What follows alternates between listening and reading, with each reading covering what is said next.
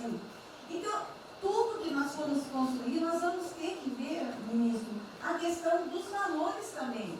A questão, os nossos quilombos estão crescendo e os meninos estão nascendo nos quilombos e seus valores estão lá. Então, tudo vai ter que ver a questão dos valores. E quando eu falo valores, ministro, eu quero dizer para o senhor, nós estamos com quase 80 mil idosos em abrigos no Brasil. Eu me surpreendi com números. Nós estamos com quase 60 mil crianças em abrigos no Brasil. Os números estão me surpreendendo. E eu estou com um número absurdo de mulheres também em busca de abrigos por causa de violência. Então, tudo isso tem que vir para este pacote. Nós vamos ter que fazer algumas revisões de políticas públicas no Brasil. Então, por favor, ministro, coloque aí a questão de valores. E quando eu falo valores, aí eu quero olhar para o nosso novo ministro aqui da Saúde e dizer, ministro, valores estão lá no seu ministério também. Neste momento de pandemia, a gente está vendo aí a palhaçada do STF trazer o aborto de novo para a pauta. E lá está a questão de as mulheres que são vítimas do Zika vírus vão abortar. E agora vem do coronavírus. Será que vão querer liberar que todos que tiveram coronavírus poderão abortar no Brasil? Vão liberar geral? O seu ministério, ministro, está lotado de feminista que tem uma pauta única, que é a liberação do aborto. Quero te lembrar, ministro, que está chegando agora, este governo é um governo pró-vida, é um governo pró-família. Então, por favor. E aí, quando a gente fala de valores, ministro, quero dizer que nós estávamos sim no caminho certo. A gente não precisa reinventar muita coisa, não. E eu quero citar aqui um exemplo da política indigenista como este governo estava construindo. Todo mundo começou a dizer, a esquerda começou a falar, que o coronavírus iria dizimar os povos indígenas no Brasil. O primeiro óbito, dia 12 de abril, sabe o que é isso? A forma como nós estávamos conduzindo a política indígena no Brasil. Primeiro óbito, dia 12 de abril. E eu fui lá para a Amazônia, em Roraima, junto com o presidente da FUNAI e o secretário nacional de saúde indígena, para acompanhar o primeiro óbito. A forma como a gente conduziu deu muito certo. Vamos ter que melhorar? Vamos ter que melhorar. E por que nós fomos lá, presidente? Porque nós recebemos a notícia que haveria contaminação criminosa em Roraima e Amazônia, de propósito, em índios, para dizimar aldeias e povos inteiros para colocar nas costas do presidente Bolsonaro. Eu tive que ir para lá com o presidente da FUNAI e me reunir com os generais da região e o superintendente da Polícia Federal para a gente fazer uma ação ali meio que sigilosa, porque eles precisavam matar mais índio para dizer que a nossa política não estava dando certo. Então, o que a gente estava fazendo estava dando certo, o que nós estamos fazendo está dando certo. Então, aqui, general, todo o nosso trabalho que envolve políticas de valor está aqui no Pro-Brasil. E aí, presidente, só para encerrar, eu quero dizer para o senhor que a sua angústia tem razão de ser. Nunca houve tanta violação de direitos no Brasil como neste período. Direitos fundamentais foram violados. No nosso Disque 100 tem mais de 5 mil registros, ministros. Mas o senhor tem uma ministra de Direitos Humanos e uma equipe muito corajosa. São mais de 5 mil procedimentos e ações que estão sendo construídos. Governadores e prefeitos responderão processo. Idosos estão sendo algemados e jogados dentro de camburões no Brasil. Mulheres sendo jogadas no chão e sendo algemadas por não terem feito nada. Nós estamos vendo padres sendo multados em 90 mil reais porque estavam dentro da igreja com 2 fiéis.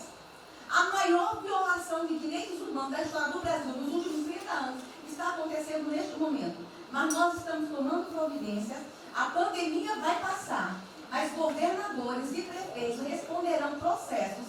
E nós vamos pedir, inclusive, a prisão de governadores e prefeitos. E nós estamos subindo o tom.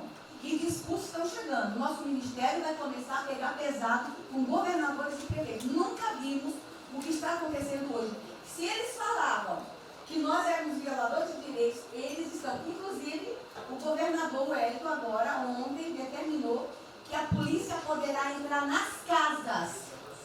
Vocês não imaginam o que ele vai fazer. Poderá entrar assinou. A polícia poderá entrar na casa sem mandato.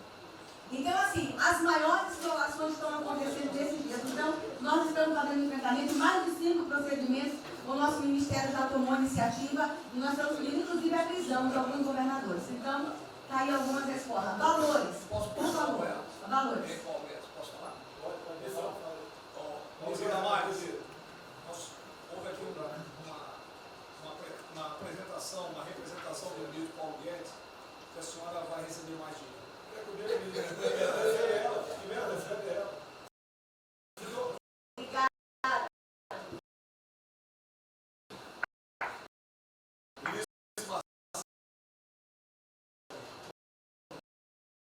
Obrigado, vou ser bem breve também. Primeiro, parabenizar o ministro Braga Neto pelo... Uma coisa é a seguinte, eu fico trabalho com a equipe e eu roubei gente ali, lá, eu só coordenei. Todos os ministérios, como o Ministério do Turismo, também já estão finalizando até amanhã esse programa de...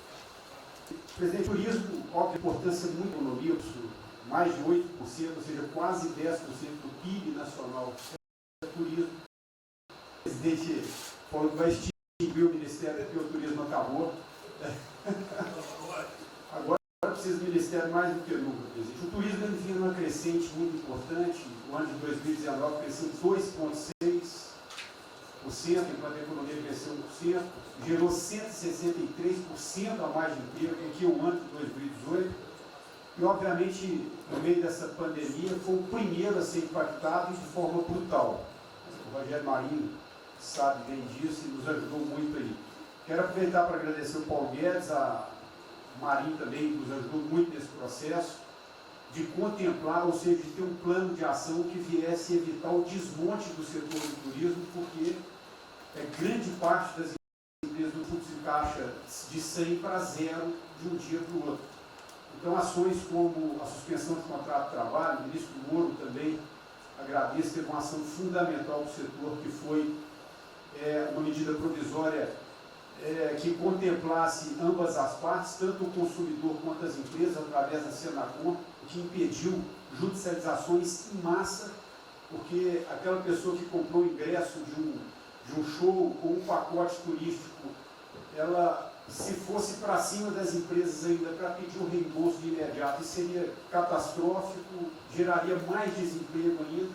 Então, essa medida provisória garantiu que as empresas pudessem ter um fôlego, um prazo aí de até 12 meses para fazer esse reembolso. Um terceiro ponto foi a questão dos créditos, que está terminando de ser fechado junto ao Banco BNDES. Agradeço muito aí também o Montesano, a Caixa Econômica também, o Pedro, o ministro Paulo Guedes, que o entrave maior estava na questão das garantias, mas a gente está conseguindo finalizar esse modelo de crédito para contemplar a todos, desde o MEI ao micro, pequeno, médio, o grande empresário no Brasil do setor turístico. O setor, presidente, ficou muito feliz, se sentindo contemplado com todas essas ações medidas por parte do governo federal.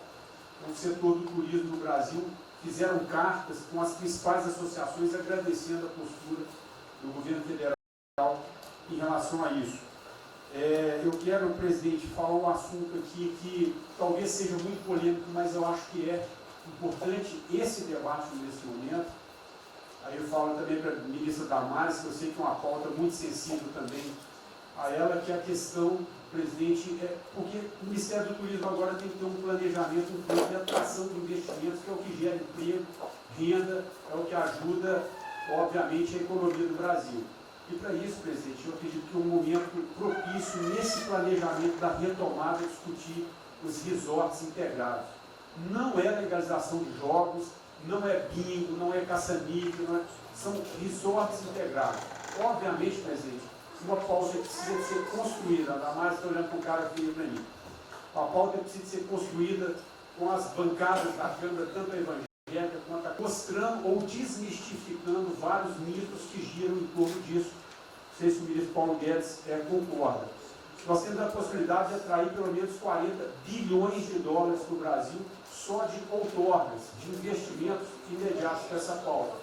Mas o que precisa ser feito, presidente, é realmente desmistificar a questão de evasão de divisas, de lavagem de dinheiro, de tráfico de drogas, e para isso eu sugeriria que nesse debate pudéssemos contar com o Ministério da Justiça, através da Polícia Federal, o Ministério Público na mesa, a Receita Federal, os órgãos de controle, mas obviamente, presidente, uma pauta que só levaremos para frente se a gente conseguir pacificar ou nos fazer entender pela bancada evangélica, pela bancada católica, para que não haja uma distorção na comunicação disso. Tem que ser um projeto muito bem feito, que eu acredito que pode ser, nesse processo da retomada, uma grande oportunidade para o Brasil atrair grandes complexos, dos quais apenas 3% são utilizados para os cassinos.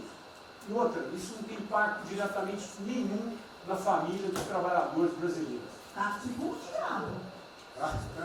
Não, ainda bem isso não. Eu vou ter que começar a dizer, eu estou vendo isso.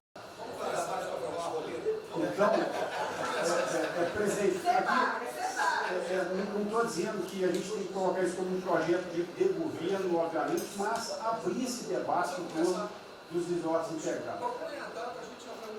Tá. E para finalizar, presidente, o ministro Nelson, prazer estar aqui com a sua primeira vez, a gente fez um projeto muito bem elaborado, né, dentro do comitê de operações, que visa fazer com que os hotéis possam abrigar os profissionais de saúde, e só os profissionais de saúde.